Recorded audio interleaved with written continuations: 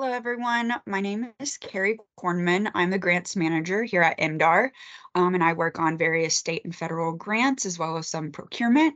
I'm here today to talk to you about some grant tips, and my contact information is presented right now. Please feel free to reach out to me with any questions. Next slide.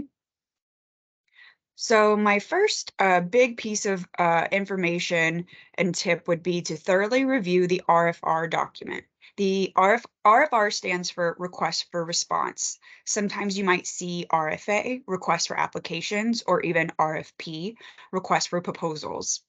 This document will have all of the information, instructions, expectations, and context for the grants that you're applying to, including eligible and ineligible project types, allowable and unallowable costs, match requirements, timelines, reporting requirements, pretty much everything encompassing the grant. So that's my first big piece of advice. Make sure you understand all of the sections of the RFR. And if you don't, reach out to the project manager or program contact. That contact information will be on the first page of any MDAR RFR and will be listed on any RFR somewhere on the document itself. Project managers cannot give you advice in completing or filling out your application, but they can answer any questions you may have regarding the RFR or the program itself. Think of the RFR as your roadmap for the project. Next slide, please. My next tip, check off every element of the evaluation criteria. This would actually be the most important piece of advice for any grant application, I would say, as this is the basis of scoring for basically all grant applications at MDAR and most federal grant applications. If the RFR is the roadmap, the evaluation criteria is the GPS, giving you step-by-step directions in conjunction with the application form. The evaluation criteria is separate from the application form in the RFR, but as you're filling out the application form or template, have that criteria readily available to you so you can check off each criteria as you go. Even if you have to physically print out this evaluation criteria and check one off as you go, that'll help you make sure you fulfilled every requirement of the application.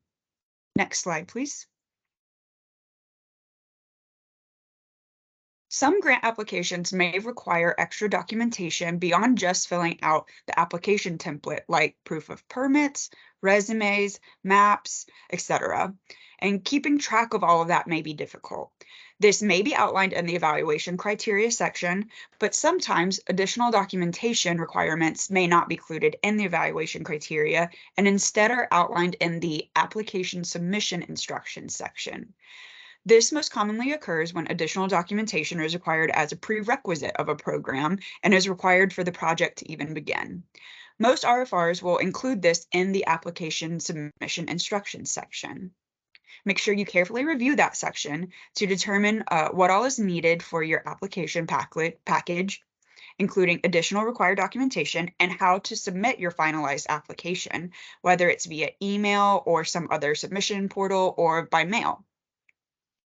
If an application requires a signature for submission, make sure that's included before you submit your final application package.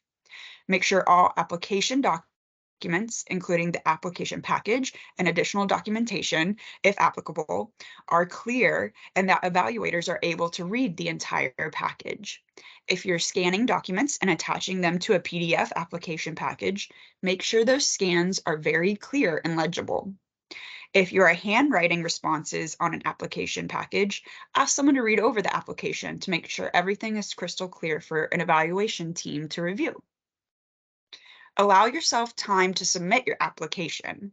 Be mindful of technological issues that may occur, postage delays, or any other circumstance that may add time to the submission process. If you're sending via email, make sure you don't send it last minute. Next slide, please.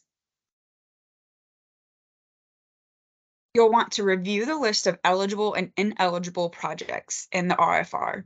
This is a quick way to see if you're on track with the project you're thinking about applying for, or even to get ideas for projects you could consider that you may not have prior. You want to express your need. This is how you'll explain to evaluators why your project is a good investment. A plus is to back up your need with data and facts. For example, implementing this project will increase my sales, productivity, or efficiency, whatever benchmark you're trying to measure, by this exact amount. That shows an evaluation team, okay, this project is fulfilling this specific gap by successfully expressing that project need. You want to have clear goals and objectives. This will show an evaluation team that you have a focused and well thought out project. Think about your framing. Instead of, with this money, I can buy this equipment, which I need. If you say, by achieving goals 1, 2, and 3 with this funding, I expect to see results of 1, 2, and 3. This also goes into the next slide.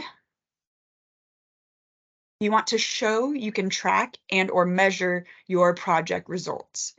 If you have a system in place that shows you're going to track the success of the project over the life of the project, that's going to look more appealing to an evaluation team than a project that just simply says they expect to achieve results.